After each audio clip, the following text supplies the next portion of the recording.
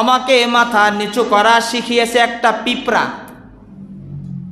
আল্লামানি নামলাতুন, মাথা নিচু করা আমাকে শিখিয়েছে একটা পিঁপড়া। পিঁপড়ার কাছ থেকে আমি মাথা নিচু করে চলাফেরা শিখেছি।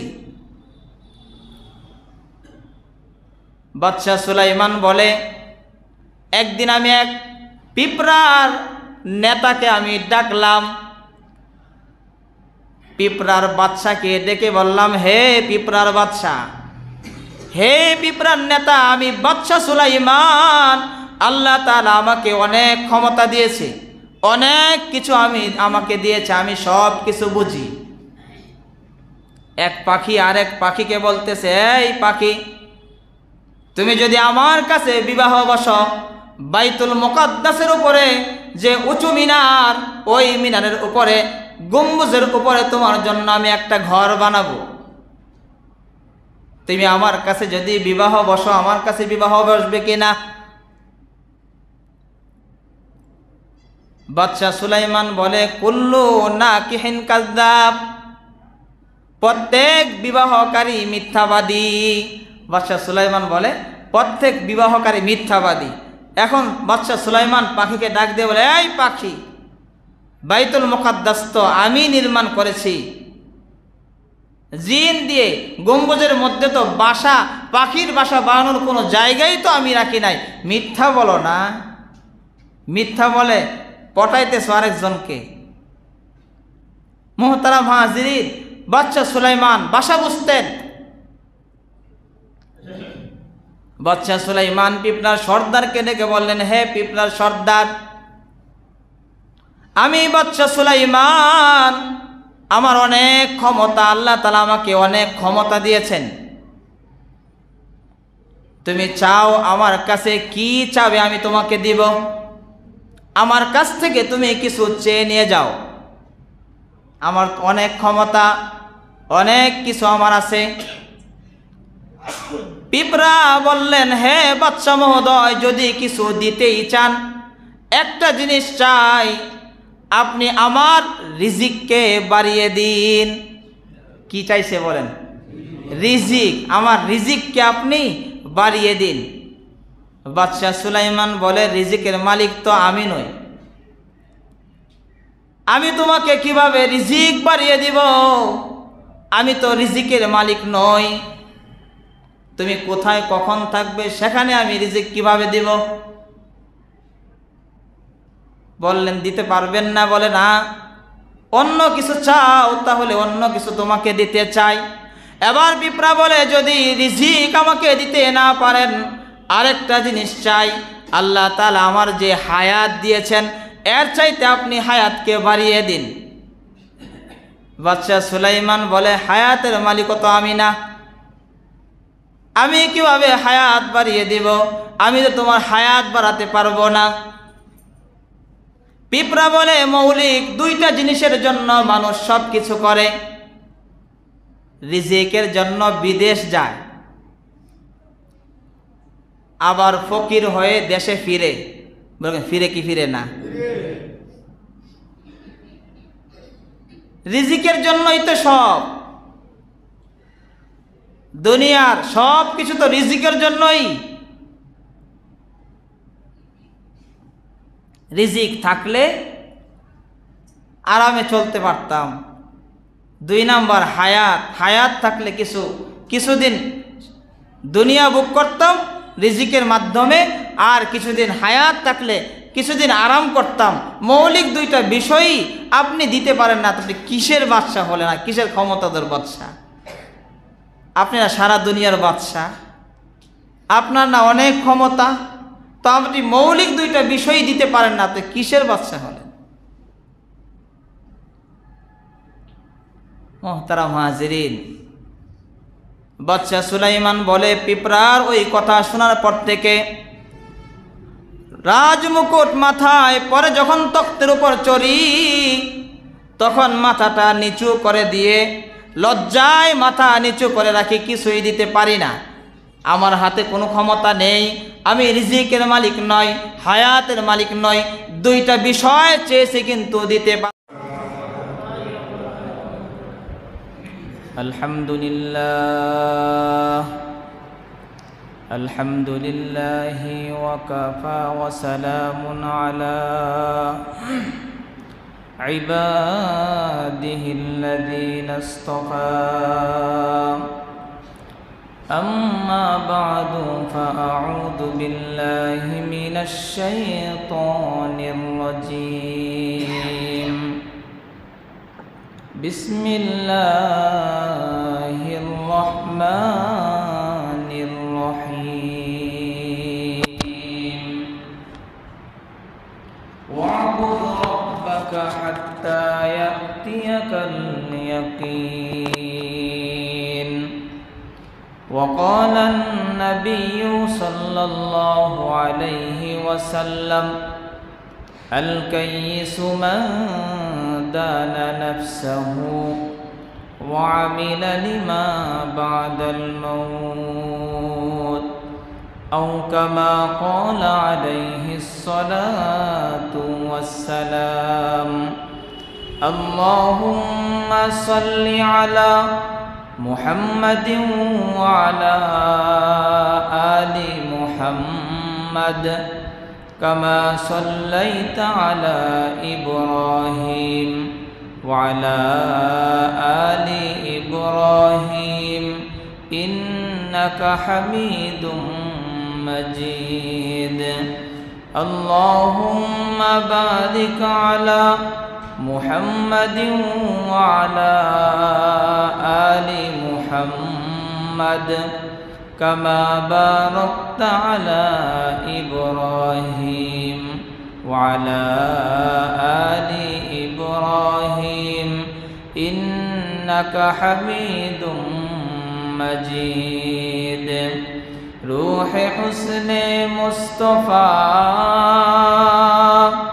روح حسن مصطفى ہے ایک بحر بیکرار اس کے ساحل تک کوئی شیر بیاں پہنچا نہیں بلغ العلا بکمالہ کشف الدجا بجمالہ حسنت جميع خصاله صلوا عليه وآله رہے میرے مسکن حوالی کعبہ بنے میرے مدفن دیار مدینہ بلغ العلا بکمالہ كشف الدجى بجماله حسنت جميع خصاله صلوا عليه وآله لا إله إلا الله لا إله إلا الله لا إله إلا الله لا إله إلا الله لا إله إلا الله لا إله إلا الله لا إله إلا الله لا إله إلا الله دل جو خالی یاد حق سے اے جوا کھلائے شیطو ہے وہ دل بے گما سنگ دیلز سے کھلیرا پاک کون سینہ باتنگ محبت چاکے کون لا الہ الا اللہ لا الہ إلا الله لا إله إلا الله لا إله إلا الله لا إله إلا الله لا إله إلا الله ला इलाहा इल्लल्लाह। हर तमन्ना दिल से रुखसत हो गई, अब तो आजा अब तो खुलवत हो गई।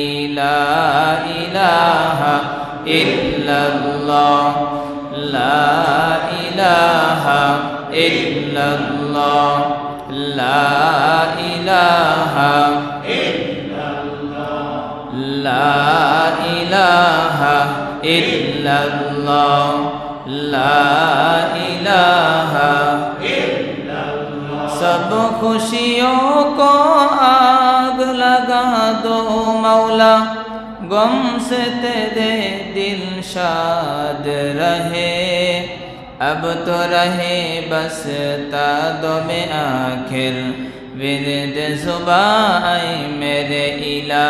ला इलाहा इल्लल्लाह, ला इलाहा इल्लल्लाह, ला इलाहा इल्लल्लाह, ला इलाहा इल्लल्लाह, ला इलाहा इल्लल्लाह, ला इलाहा इल्लल्लाह, ला इलाहा इल्लल्लाह। আসমান জমিন গায়রুল্লাহ, বাজার মাজার গায়রুল্লাহ, লা ইলাহা ইল্লাল্লাহ, লা ইলাহা ইল্লাল্লাহ, লা ইলাহা ইল্লাল্লাহ, লা ইলাহা ইল্লাল্লাহ, লা ইলাহা ইল্লাল্লাহ, লা ইলাহা ইল্লাল্লাহ, লা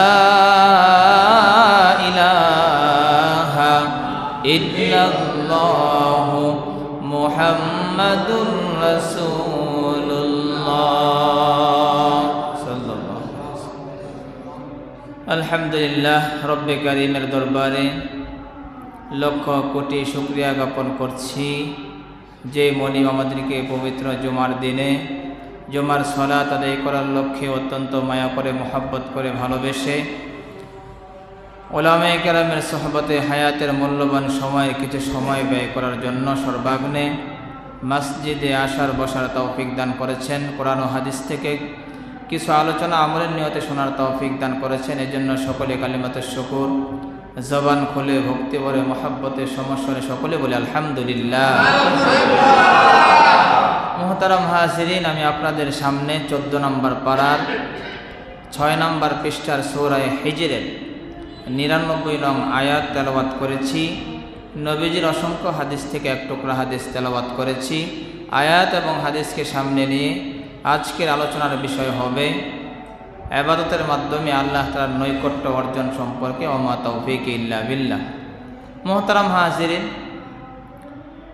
ইবাদতের কোনো বিকল্প নেই। আমরা মানুষ,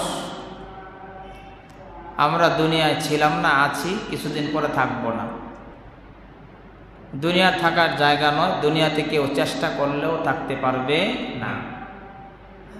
যদি দুনিয়ায় থাকা যেত তাহলে লক্ষ কোটি টাকা খরচ করে থাকার চেষ্টা চলত, কিন্তু দেখা যায় যখন যাওয়ার সময় হয়ে যায়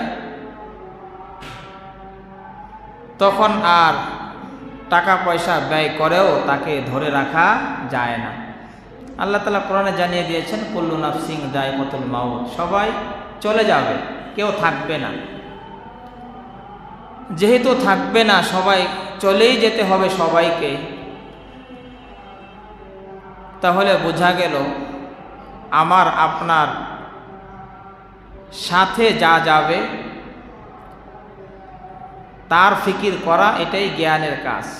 জ্ঞানী মানুষের কাজ, বুদ্ধিমানের কাজ হলো সাথে যা যাবে তার ব্যাপারে চিন্তা ফিকির করা, সাথে কিছু নিয়ে যাওয়া যায় কিনা।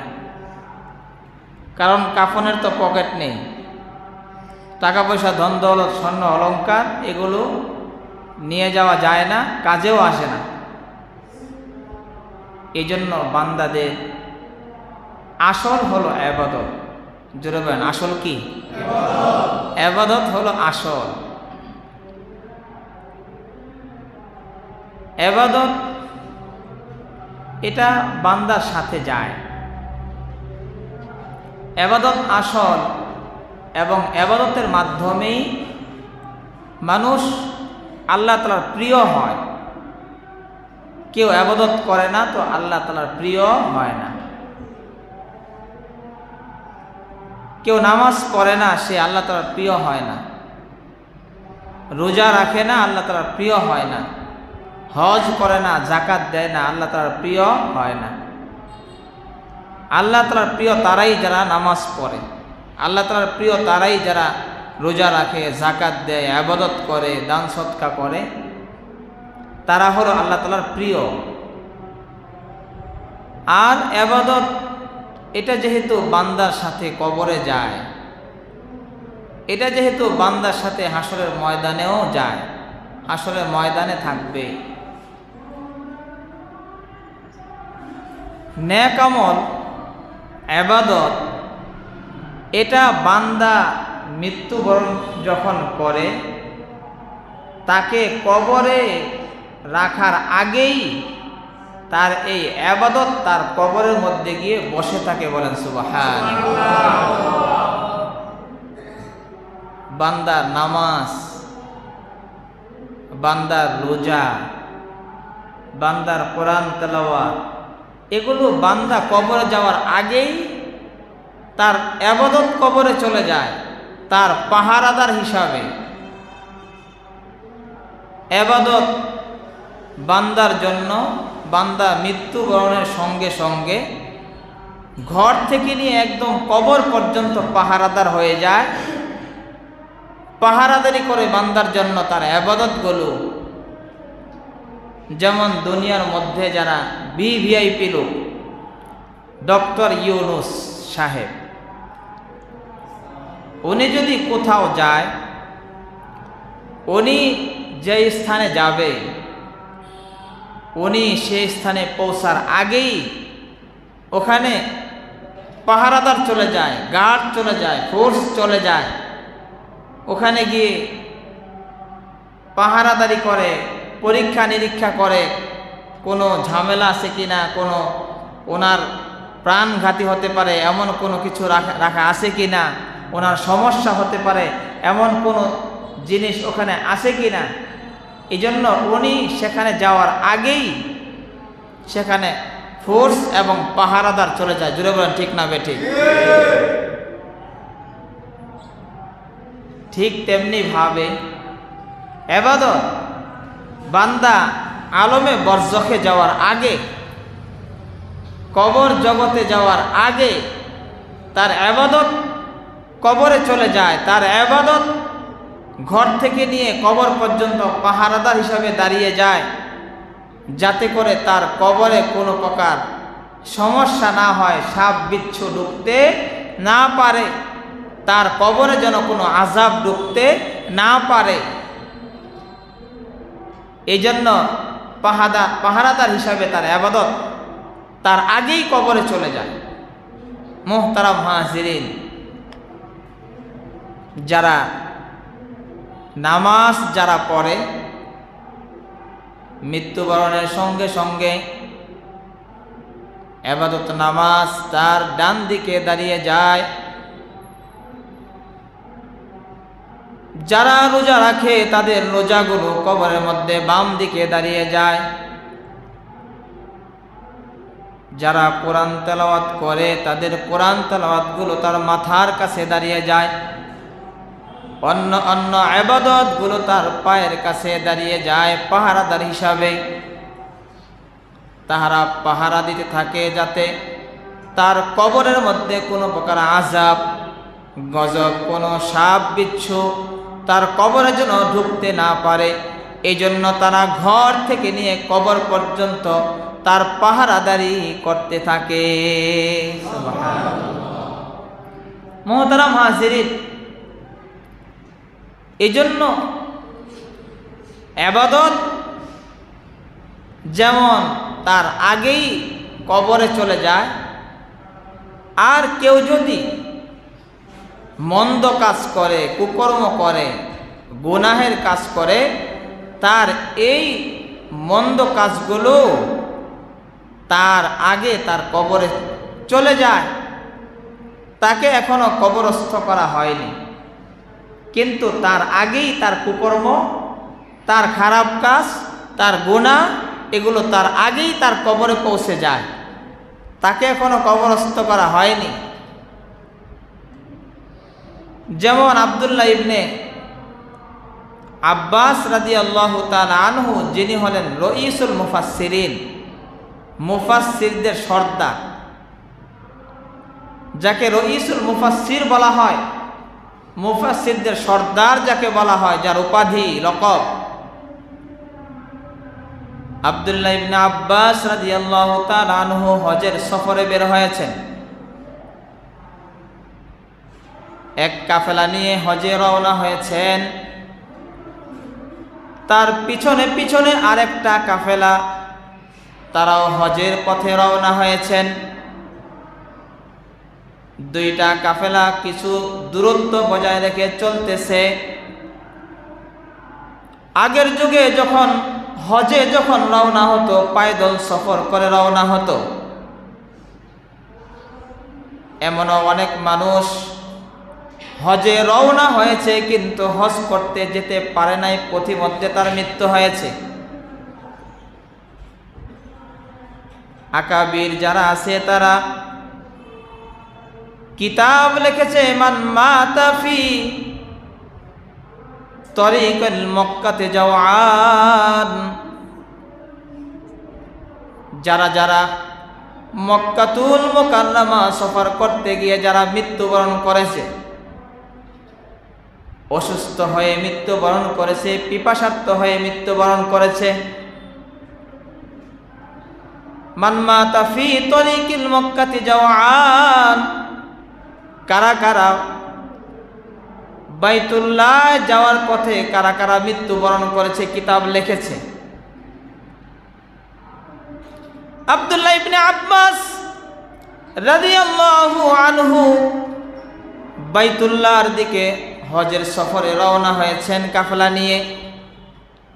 পিছনের কাফেলার মধ্যে একজন অসুস্থ হয়ে গেছে, মারাত্মক অসুস্থ। সবাই মিলে তাকে সেবা করতেছে সুস্থ করে তোলার জন্য, কিন্তু সে সুস্থ হয় না। দিন দিন অসুস্থতা বেড়েই চলেছে, আর তারাও সফর অপেক্ষা করেনি, সফর ক্ষান্ত রাখেনি, তারাও অসুস্থ মানুষটাকে নিয়ে চলতেছে। এক সময় এমন হয়েছে, পিছনের কাফেলার মানুষটার মৃত্যু হয়ে গেছে। এবার ওই মানুষটাকে তারা কাফন দাফন পরিয়ে কবরস্থ করবে। ওই মানুষটাকে কবরস্থ করার জন্য একটা কবর খনন করা হয়েছে। মরুভূমির মধ্যে কবর খনন করা হয়েছে। যখন কবর খনন করা শেষ, যখন ওই মানুষটাকে কবরের মধ্যে রাখা হবে, কবরে রাখার প্রস্তুতি যখন নেওয়া হয়েছে, তখন দেখে ওই কবরের মধ্যে একটা আজদাহা সাপ শুয়ে আছে। সবাই ভীত সন্ত্রস্ত, কি ব্যাপার, কবরের মধ্যে এত বড় সাপ, আজদাহা সাপ কোত্থেকে আসলো? এমন অবস্থায় তো এই কবরে তাকে রাখা যায় না। আবার 1.5 কিলোমিটার পায়দল সফর করার পরে, চলার পরে আরেকটা কবর খনন করা হলো। কবর খনন করা হলে আবার যখন কবরের মধ্যে রাখতে যাবে, তখনও আবার দেখে ওই কবরের মধ্যে একটা বড় আজদাহা সাপ শুয়ে আছে। সবাই ভীত সন্ত্রস্ত। এমন ভাবে আরো 1.5 কিলোমিটার যাওয়ার পরে আবার কবর খনন করা হয়। এভাবে 4টি কবর খনন করা হয়। প্রত্যেক কবরের মধ্যেই দেখে আজদাহা সাপ শুয়ে আছে। 4টা কবর খনন করা হয়েছে। যখন কবরস্থ করবে, কবর খনন করা শেষ, লাশ নামাবে, তখনই কবরের মধ্যে সাপ। রাইসুল মুফাসসিরিন আব্দুল্লাহ ইবনে আব্বাস রাদিয়াল্লাহু তাআলা আনহু তার শরণাপন্ন হলেন, বললেন, হে আব্দুল্লাহ ইবনে আব্বাস, আমরা এখন কি করতে পারি? যতবার কবর খনন করি ততবার কবরে সাপ দেখা যায়, বিষয়টা তো আমরা বুঝতেছি না। আব্দুল্লাহ ইবনে আব্বাস বলে, শুনো, শুধু 4টা নয়, যদি কিয়ামতের আগ পর্যন্ত কবর খনন করতে থাকো, সারা জীবন যদি কবর খনন করতে থাকো, তার কবরে সাপ দেখা যাবে। কারণ এটা সাপ নয়, এটা হলো তার গুনাহ, এটা হলো তার কৃতকর্ম, এটা হলো তার কুকর্ম, গুনাহ। সারা জীবন যে গুনাহ করেছে, কুকর্ম করেছে, এটা হলো সেই দৃশ্য। এই জন্য তাকে যতবার কবর খনন করো না কেন, তার কৃতকর্ম তার কবরের মধ্যে দেখাই যাবে, আযাব দেখাই যাবে, আযাব হবেই। এই জন্য আর কবর খনন করার প্রয়োজন নাই, যে কোনো 4টার একটার মধ্যে তাকে রেখে দাও। আশা করা যায় দুনিয়ার মধ্যে কবরে আযাবের পরিবর্তে আল্লাহ তাআলা ময়দানে মাহশারে তাকে মাগফিরাত দিতে পারে। সুবহানাল্লাহ। মুহতারাম হাজিরিন, তাকে কবরে রাখার আগেই তার কুকর্ম, তার বদআমল, তার গুনাহ তার কবরে উপস্থিত। তাকে এখনো রাখা হয়নি, কিন্তু তার বদআমল তার কবরে চলে গেছে। বাস, ইবাদত যারা করে, সে মৃত্যুবরণ করার পরে তার আগেই তার ইবাদত কবরে চলে যায়। ঠিক তেমনি ভাবে যারা কুকর্ম করে, গুনাহ করে, তারাও মৃত্যুবরণ করার পরে তাদেরকে কবরে রাখার আগেই তার কুকর্ম, তার গুনাহ, বদআমল তার কবরে চলে যায়। কিন্তু পার্থক্য হলো, নেক আমল পাহারাদার হিসাবে দাঁড়িয়ে যায়, আযাব যেন ঢুকতে না পারে, সাপ বিচ্ছু কবরে ঢুকতে না পারে। আর বদআমলগুলো পাহারাদার নয়, বদআমলগুলো তার কবরের আযাব হয়ে তার কবরে উপস্থিত হয়। এতটুকুই পার্থক্য। দুনিয়ার বাড়ি গাড়ি, ধন দৌলত থাকা, এগুলোর আরাম ভোগ করা,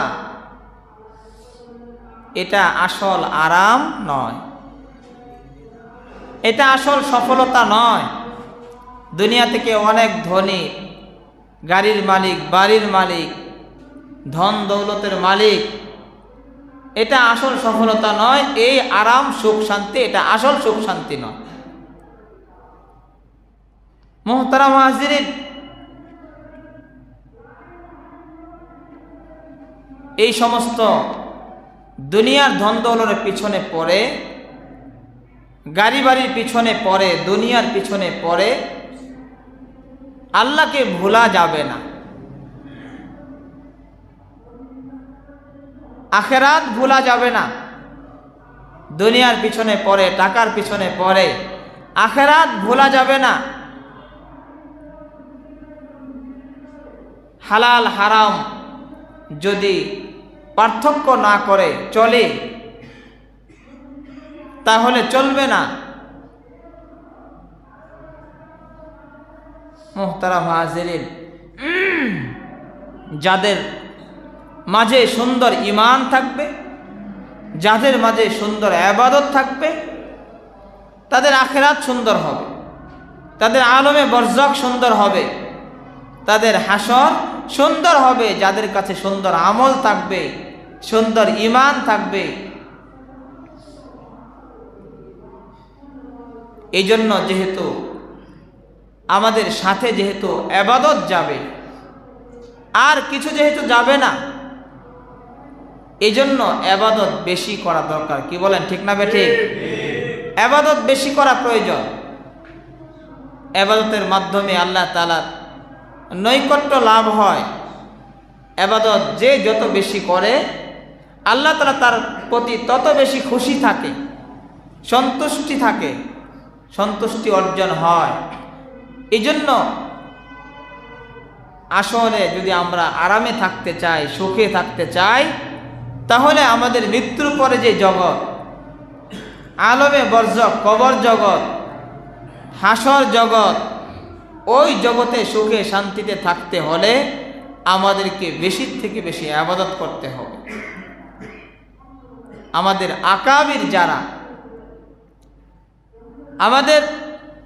আকাবির যারা ছিলেন, তাদের ইবাদতের পরিমাণ কি ছিল, কি পরিমাণ তারা ইবাদত করতেন। মুহতারাম হাজিরিন, যেমন হযরতে ওসমান রাদিয়াল্লাহু তাআলা আনহু 2 রাকাত নামাজে 1 খতম কোরআনে কারীম তেলাওয়াত করতেন। সুবহানাল্লাহ। 2 রাকাত নামাজে 1 খতম কোরআনে কারীম তেলাওয়াত। শুধু হযরতে ওসমান রাদিয়াল্লাহু তাআলা আনহু নয়, আমাদের মাযহাবের যিনি ইমাম ছিলেন, ইমামে আবু হানিফা রহমতুল্লাহি আলাইহি, উনিও ওনার ইবাদত এমন ছিল, উনিও 2 রাকাত নামাজে পুরা কোরআনে কারীম খতম করতেন। সুবহানাল্লাহ। কি পরিমাণ তাদের ইবাদত! মুহতারাম হাজিরিন, এমনই একজন তাবিঈ সাঈদ ইবনে মুসাইয়্যিব রহমতুল্লাহি আলাইহি, উনি ছিলেন সাইয়্যিদুত তাবিঈ, যাকে সাইয়্যিদুত তাবিঈ বলা হয়, তাবিঈদের সর্দার। তাবিঈ মানে হলো যারা সাহাবায়ে কেরামকে ঈমানের সাথে দেখেছেন, আর সাহাবী হলো ঈমানের সাথে যারা নবীজিকে দেখেছেন। ঈমানের সাথে যারা নবীজিকে দেখেছেন তারা হলেন সাহাবী, আর সাহাবীদেরকে যারা ঈমানের সাথে দেখেছেন তারা হলেন তাবিঈ, আর তাবিঈদেরকে যারা ঈমানের সাথে দেখেছেন তাদেরকে বলা হয় তাবে তাবিঈ। এই 4 জামানার মানুষগুলো, 4 স্তরের মানুষ, এই 4 জামানার মানুষগুলো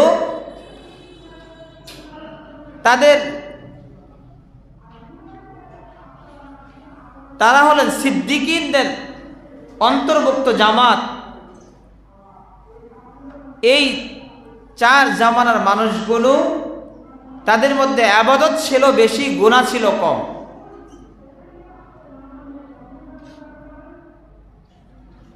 এই জন্য তারা সিদ্দিকিনদের অন্তর্ভুক্ত জামাত। ইবাদত তারা বেশি করতেন, গুনাহ কম করতেন। কিন্তু আমাদের যুগে ইবাদত কম, গুনাহ বেশি। কি বলেন, ঠিক না বেঠিক? আমাদের জামানায় গুনাহ বেশি, ইবাদত কম, আর তাদের জামানায় ইবাদত বেশি ছিল, গুনাহ কম ছিল। সাইয়্যিদুত তাবিঈ সাঈদ ইবনে মুসাইয়্যিব, উনি কেমন ইবাদত করতেন, কি পরিমাণ ছিল তার ইবাদত? সাঈদ ইবনে মুসাইয়্যিব রাদিয়াল্লাহু তাআলা আনহু উনি বলেন, আমার ইবাদত 40 বছর পর্যন্ত আমি তাকবীরে উলার সাথে নামাজ পড়েছি। জোরে বলেন সুবহানাল্লাহ। 40 বছর পর্যন্ত তাকবীরে উলার সাথে জামাতে নামাজ পড়েছেন। তাকবীরে উলা ছাড়া 40 বছরের ভিতরে নামাজ ছুটে নাই। তাকবীরে উলা মানে নামাজের প্রথম যে তাকবীর, এই তাকবীরে উলার সাথে 40 বছর যাবত নামাজ পড়েছেন। শুধু তাই নয়, আরো আশ্চর্যের বিষয় হলো ইবাদতের এমন ইহতিমাম তার মধ্যে ছিল। তার কারামত সাইদ ইবনে মুসাইয়িব উনি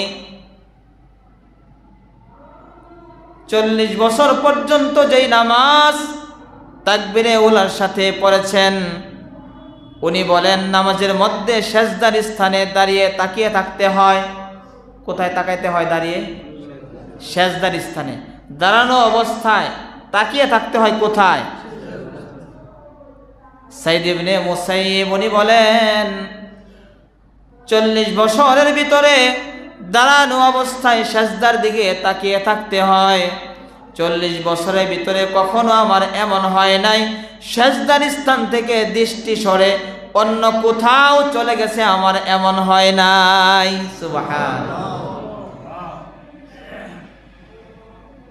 দাঁড়ানো অবস্থায় সেজদার স্থানে তাকিয়ে থাকতে হয়। 40 বছর যাবত সাইদ ইবনে মুসাইয়িব উনি 40 বছর পর্যন্ত দাঁড়ানো অবস্থায় সেজদার দিকে তাকিয়ে নামাজ পড়েছেন, সেজদার স্থানের দিকে তাকিয়ে নামাজ পড়েছেন।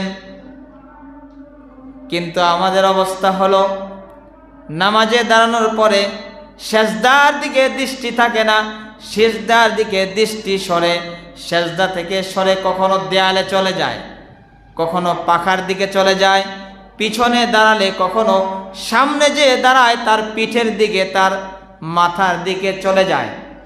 কি বলেন, যায় কি যায় না? আমাদের নামাজের ইহতিমাম আর গুরুত্ব কেমন! নামাজে দাঁড়ালে পিছনে যদি কেউ দাঁড়ায়, নামাজে দাঁড়িয়ে সে পাখার দিকে তাকায়, সামনের পাখাটা স্পিডে ঘুরতেছে, আর আমার মাথার উপরে যে পাখা এটা যেমন পিছনে ঘুরেও কি খুব কম, স্পিড বেশি নেই, বাতাস বেশি লাগে না। আবার পিছনে দাঁড়িয়ে সামনে কে কে আছে, সামনে তার জামা কি কালার, ছোট জামা না বড় জামা, কালার কি, সামনে ঘড়ি বাজে কত। নামাজে দাঁড়িয়ে বাস পাখার দিকে দৃষ্টি কেমন ঘুরতেছে, আবার সামনে কে কে দাঁড়িয়ে আছে, ঘড়ি বাজে কত,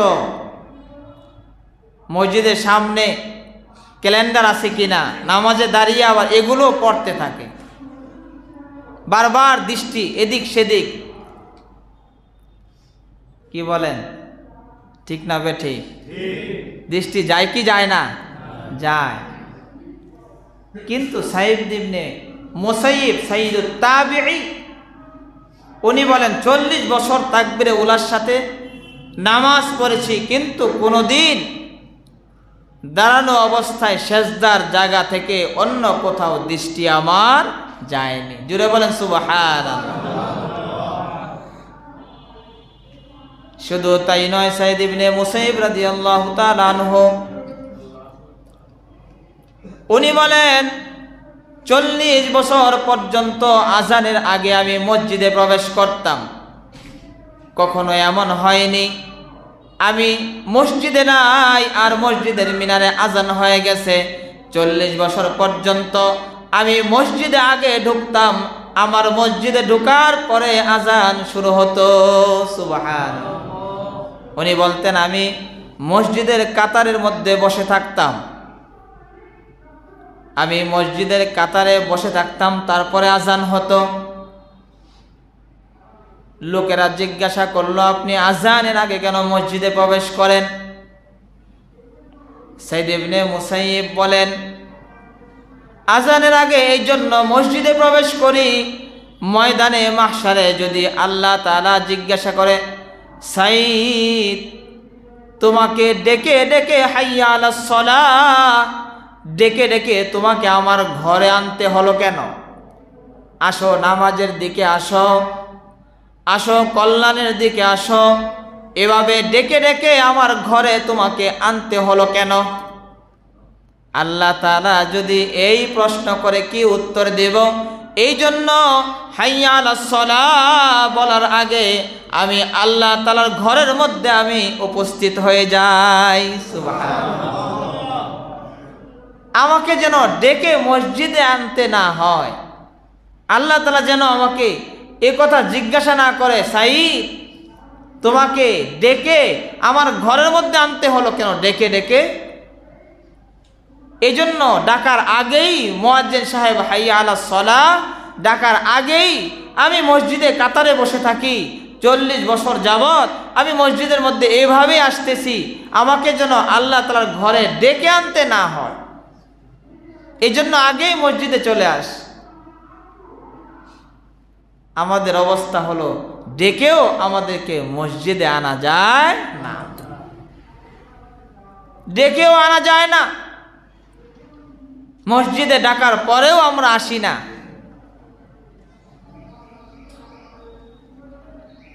আবার এমন সময়ে মসজিদে আসি সুন্নত পড়ারও সময় নেই, আছে 2 মিনিট পড়তে হবে 4 রাকাত। এমন সময় মসজিদে আসি সুন্নত ছুটে যায়, সুন্নত পড়তে পারি না, সুন্নতে মুআক্কাদা ছুটে যায়। আবার সুন্নত ছুটে, আবার জামাতেরও 2 রাকাত 1 রাকাত ছুটে যায়। কি বলেন, হয় কি হয় না? কি অবস্থা আমাদের ইবাদতের গুরুত্বর ইহতিমাম আমাদের কোথায়? আমাদের আকাবিরদের গুরুত্ব কেমন ছিল? মুহতারাম হাজিরিন, ইবাদতের গুরুত্ব যাদের প্রতি থাকে, যারা ইবাদতের প্রতি গুরুত্ববান হয়, সাঈদ ইবনে মুসাইয়িব উনি ইবাদতের প্রতি এতই ইহতিমাম করেছেন, এজন্য উনি লসে পড়েননি, ওনার লাভ হয়েছে। নবীজি হাদিসের মধ্যে বলেন, قال النبي صلى الله عليه وسلم قال الله تبارك وتعالى حتى كنت سمعه الذي يسمع به وبصره الذي يبصر به ويده الذي يبطش به।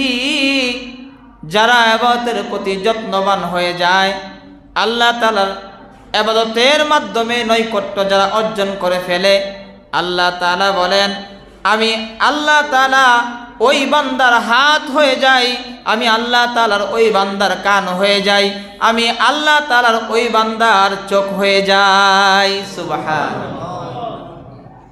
তাদের কানের পাওয়ার বেড়ে যায়, তাদের চোখের পাওয়ার বেড়ে যায়, হাতের পাওয়ার বেড়ে যায়।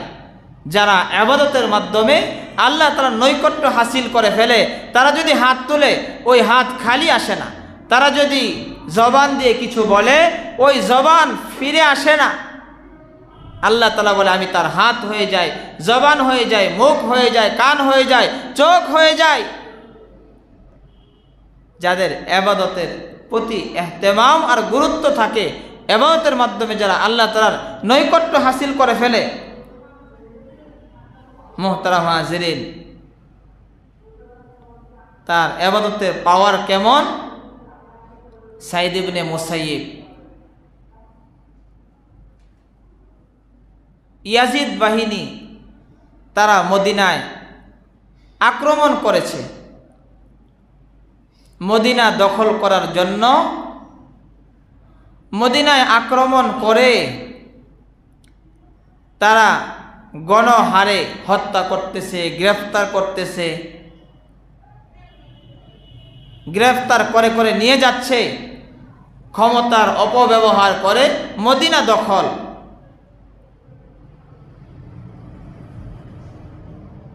মসজিদে নববীর আজান বন্ধ করে দিয়েছে, নামাজ বন্ধ করে দিয়েছে, আজান হয় না, 3 দিন যাবত আজান হয় না, জামাতের সাথে নামাজ হয় না। ইয়াজিদি বাহিনী মদিনা দখল করার জন্য আক্রমণ করে বাস গ্রেফতার করতেছে, হত্যা করতেছে।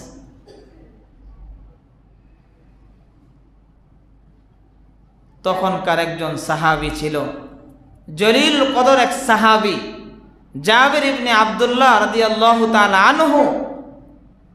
যিনি ছিলেন বড় এক আলেম সাহাবী, এমনকি এই বড় আলেম সাহাবীর পিঠের মধ্যে লাথি মেরে ফেলে দিয়েছে। জোরে বলেন নাউজুবিল্লাহ। ইয়াজিদি বাহিনী তারা এই জাবের ইবনে আব্দুল্লাহ নবীজির সাহাবীকে লাথি মেরে ফেলে দিয়েছে পিঠের মধ্যে। অথচ এই সাহাবী একটি হাদিস সংগ্রহ করার জন্য, একটি হাদিস শোনার জন্য, জানার জন্য মদিনা থেকে পায়দল সফর করে কুফা পর্যন্ত চলে গেছেন।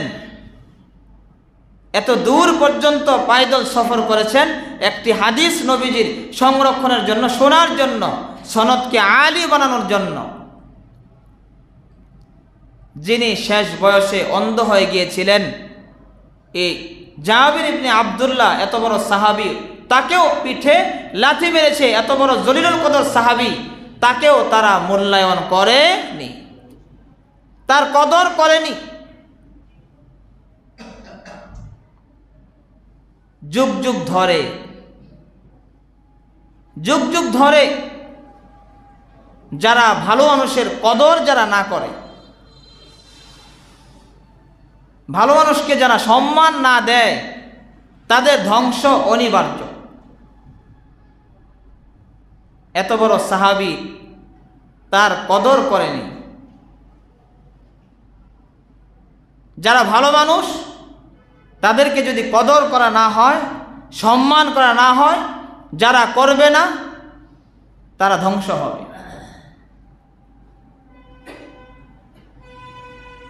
আমাদের দেশেও ভালো মানুষের মূল্যায়ন নেই। ভালো মানুষগুলো ধরে ধরে জেলখানায় আবদ্ধ করা হয়েছে। ভালো মানুষগুলো তাদেরকে ধরে ধরে আয়না ঘরের ভিতরে ঢুকিয়ে দেওয়া হয়েছে। ভালো মানুষগুলো ধরে ধরে নিয়ে পঙ্গু করে দেওয়া হয়েছে। তাদেরকে ফাঁসির কাস্টে ঝুলিয়ে মারা হয়েছে। জোরে বলেন ঠিক না বেঠিক?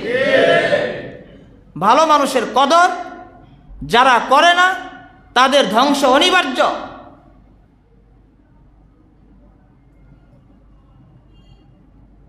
মুহতারাম হাজিরিন, যখন এই চলতেছিল, ক্ষমতার অপব্যবহার যখন ইয়াজিদি বাহিনী মদিনার উপরে যখন চালিয়েছে, আজান বন্ধ হয়ে গেছে, নামাজ বন্ধ হয়ে গেছে। যারা জালেম তারা এই কথাটা চিন্তাও করে না যে ক্ষমতা এটা নিজের ইচ্ছায় কেউ ক্ষমতায় থাকতে পারে না। ইচ্ছে করলেই ক্ষমতায় থাকা যায় না, কারণ সমস্ত ক্ষমতার মালিক কে? আওয়াজ করবেন কে? সমস্ত ক্ষমতার মালিক আল্লাহ তাআলা। এই জন্য ইচ্ছে করলেই ক্ষমতায় থাকা যাবে না। ক্ষমতা চিরস্থায়ী নয়, ক্ষণস্থায়ী। এই জন্য ক্ষমতার প্রতি লোভী না হও। ক্ষমতার অপব্যবহার করে মানুষের প্রতি জুলুম না করা, জুলুমের রাজনীতি না করা, ক্ষমতার রাজনীতি না করা, বরং সেবার রাজনীতি, জনগণের সেবার রাজনীতি করা, শান্তির রাজনীতি করা, ইসলামের রাজনীতি করা, যাতে আমার মাধ্যমে জনগণ সেবা পায়, আমার মাধ্যমে জনগণ শান্তি পায়, আমার মাধ্যমে যাতে ইসলাম প্রতিষ্ঠা হয়, এই রাজনীতি করা দরকার। ক্ষমতার রাজনীতি আর চাঁদাবাজির রাজনীতি থেকে ফিরে আসা দরকার। জোরে বলেন ঠিক না বেঠিক? ক্ষমতার রাজনীতি ছেড়ে দাও, অহংকারের রাজনীতি ছেড়ে দাও, ইসলামের রাজনীতি ধরো। আমাদের আর কি ক্ষমতা? ক্ষমতা ছিল বাদশাহ সুলাইমান আলাইহিস সালাতু ওয়াস সালামের। সারা পৃথিবীর ক্ষমতা যাকে দেওয়া হয়েছিল, শুধু তাই নয়, জিন ও ইনসানের ক্ষমতা। এবং যার ক্ষমতা ছিল পক্ষীকুলের উপরে, যার ক্ষমতা ছিল মাছের উপরে, যার ক্ষমতা ছিল পিঁপড়ার উপরে, যার ক্ষমতা ছিল বাতাসের উপরে, সুলাইমান আলাইহিস সালাতু ওয়াস সালাম কোনো গাড়ি দিয়ে চলতেন না। তার ক্ষমতা কি? গাড়ি দিয়ে চলতেন না, কোনো অকটেন আর ডিজেল পেট্রোল দিয়ে তার চলাফেরা নয়। তার চলাফেরা হলো তখ্ত দিয়ে, একটা কাষ্ঠখণ্ড, ওটাকে যা বলতেন ইঞ্জিনবিহীন, তেলবিহীন, যেখানে যাওয়ার প্রয়োজন হতো বলতেন, সাথে সাথে সে তাকে নিয়ে যেত। সুবহানাল্লাহ। ইঞ্জিনের প্রয়োজন নেই, তেলের প্রয়োজন নেই, আকাশ দিয়ে চলতেন, বাস, জমিন দিয়েও নয়। কি ক্ষমতা ছিল তার! হযরতে সুলাইমান আলাইহিস সালাতু ওয়াস সালাম তখ্ত দিয়ে উড়ে উড়ে যায়,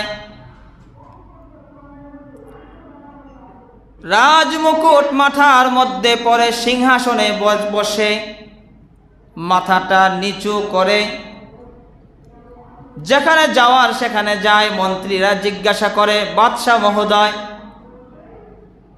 আপনি বাদশাহ, আপনাকে দেখার জন্য মানুষ বেকুল হয়ে থাকে,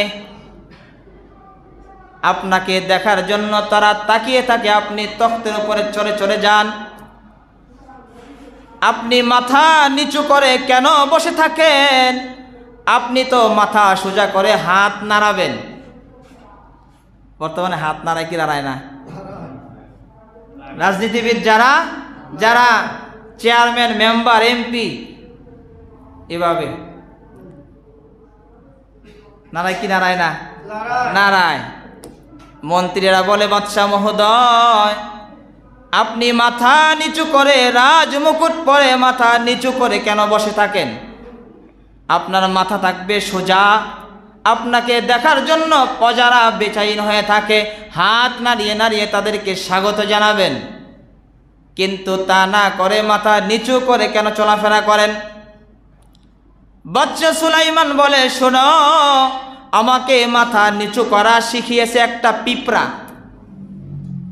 আল্লামানি নামলাতুন, মাথা নিচু করা আমাকে শিখিয়েছে একটা পিঁপড়া। পিঁপড়ার কাছ থেকে আমি মাথা নিচু করে চলাফেরা শিখেছি।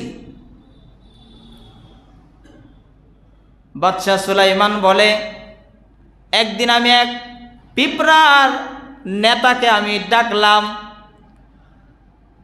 পিঁপড়ার বাদশাকে ডেকে বললাম, হে পিঁপড়ার বাদশা, হে পিঁপড়ার নেতা, আমি বাদশা সুলাইমান, আল্লাহ তাআলা আমাকে অনেক ক্ষমতা দিয়েছে, অনেক কিছু আমাকে দিয়েছে, আমি সব কিছু বুঝি। এক পাখি আরেক পাখিকে বলতেছে, এই পাখি, তুমি যদি আমার কাছে বিবাহ বসো, বাইতুল মুকাদ্দাসের উপরে যে উঁচু মিনার, ওই মিনারের উপরে গম্বুজের উপরে তোমার জন্য আমি একটা ঘর বানাবো। তুমি আমার কাছে যদি বিবাহ বসো, আমার কাছে বিবাহ বসবে কিনা? বাদশা সুলাইমান বলে, কুল্লু নাকিহিন কাযযাব, প্রত্যেক বিবাহকারী মিথ্যাবাদী। বাদশা সুলাইমান বলে, প্রত্যেক বিবাহকারী মিথ্যাবাদী। এখন বাদশা সুলাইমান পাখিকে ডাক দিয়ে বলে, এই পাখি, বাইতুল মুকাদ্দাস তো আমি নির্মাণ করেছি, জিন দিয়ে, গম্বুজের মধ্যে তো বাসা, পাখির বাসা বানানোর কোনো জায়গাই তো আমি রাখি নাই, মিথ্যা বলো না। মিথ্যা বলে পটাইতেছ আরেকজনকে। মুহতারাম হাজিরিন, বাদশা সুলাইমান বাসা বুঝতেন। বাদশা সুলাইমান পিঁপড়ার সর্দারকে ডেকে বললেন, হে পিঁপড়ার সর্দার, আমি বাদশা সুলাইমান, আমার অনেক ক্ষমতা, আল্লাহ তাআলা আমাকে অনেক ক্ষমতা দিয়েছেন। তুমি চাও, আমার কাছে কি চাবে আমি তোমাকে দিব। আমার কাছ থেকে তুমি কিছু চেয়ে নিয়ে যাও, আমার অনেক ক্ষমতা, অনেক কিছু আমার আছে।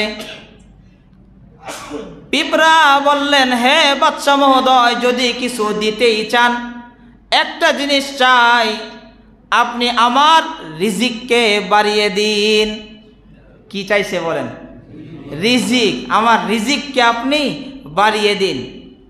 বাদশাহ সুলাইমান বলে, রিজিকের মালিক তো আমি নই, আমি তোমাকে কিভাবে রিজিক বাড়িয়ে দিব? আমি তো রিজিকের মালিক নই। তুমি কোথায় কখন থাকবে সেখানে আমি রিজিক কিভাবে দিব? বললেন দিতে পারবেন না। বলে না, অন্য কিছু চাও, তাহলে অন্য কিছু তোমাকে দিতে চাই। এবার পিঁপড়া বলে, যদি রিজিক আমাকে দিতে না পারেন, আরেকটা জিনিস চাই।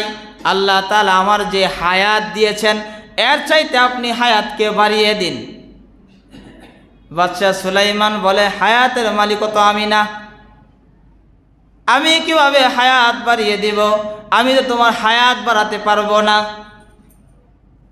পিঁপড়া বলে, মৌলিক দুইটা জিনিসের জন্য মানুষ সব কিছু করে। রিজিকের জন্য বিদেশ যায়, আবার ফকির হয়ে দেশে ফিরে। বলেন ফিরে কি ফিরে না? রিজিকের জন্যই তো সব, দুনিয়ার সব কিছু তো রিজিকের জন্যই। রিজিক থাকলে আরামে চলতে পারতাম। 2 নাম্বার হায়াত, হায়াত থাকলে কিছুদিন দুনিয়া ভোগ করতাম রিজিকের মাধ্যমে, আর কিছুদিন হায়াত থাকলে কিছুদিন আরাম করতাম। মৌলিক দুইটা বিষয়ই আপনি দিতে পারেন না, আপনি কিসের বাদশা হলে না? কিসের ক্ষমতাধর বাদশা?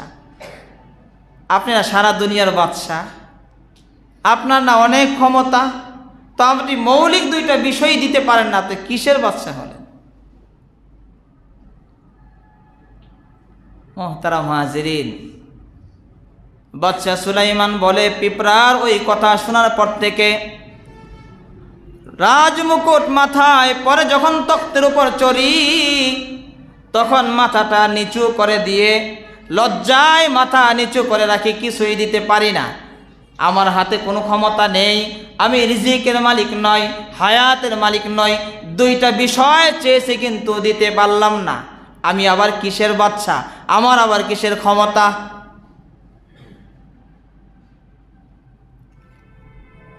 কেমন ক্ষমতা ছিল!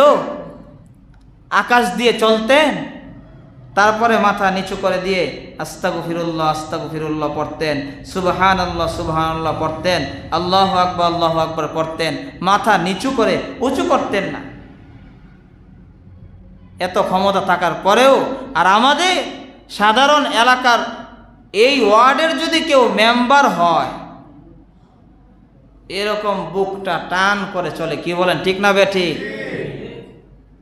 ওয়ার্ডের মেম্বার, সারা বাংলাদেশেরও না, আর সারা পৃথিবীর বাদশাও না।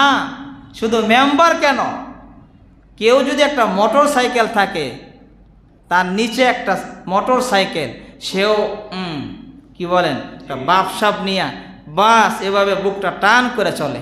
একটা নিচে কি শুধু একটা মোটর সাইকেল, তাও একটা ভাব। আর বাদশা সুলাইমান সারা পৃথিবীর বাদশা, দুনিয়ার বাদশা, উপর দিয়ে চলে, মাথা নিচু করে চলতেন। ক্ষমতা এটা স্থায়ী নয়। বাদশা সুলাইমানও চলে গেছেন, ক্ষমতাও চলে গেছেন। এই জন্য ক্ষমতার অপব্যবহার না করা।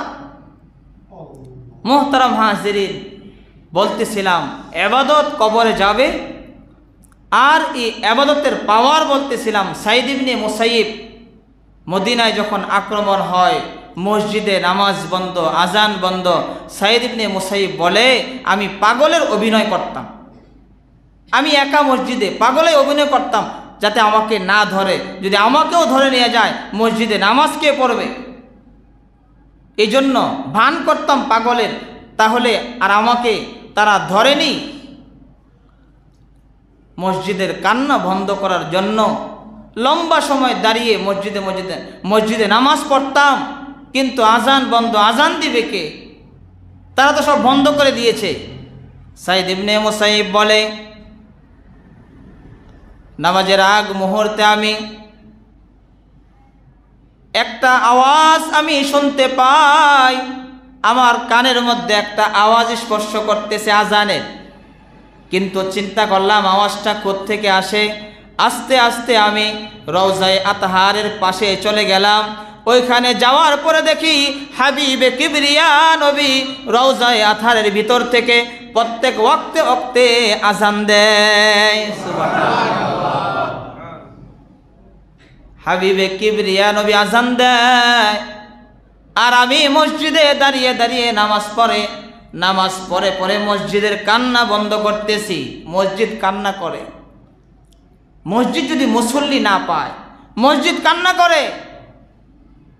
মসজিদের খোরাক হলো মুসল্লি।